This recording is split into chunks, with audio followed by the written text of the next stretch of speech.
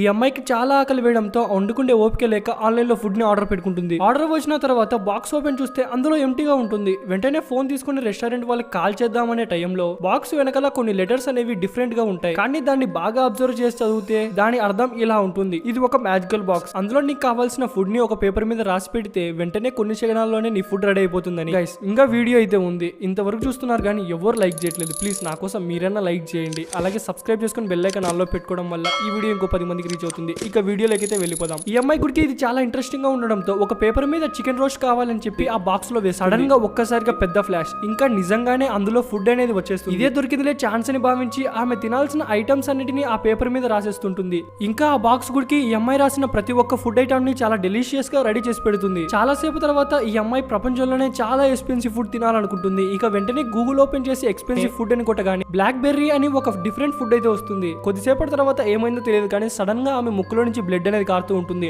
ఇంకా కొద్ది నిమిషాలకి అలా నోట్లో నుంచి విషం కక్కుని చనిపోతుంది. అసలు కారణం ఏంటంటే ఆ షూ బాక్స్ కున్న పాయిజన్ అనేది ఈ అమ్మాయి ఫుడ్ లో మిక్స్ అయిపోయి ఉంటుంది. అందుకే ఊరికే వచ్చిందని అడ్డమైన చెత్త అంతా తినకూడదు.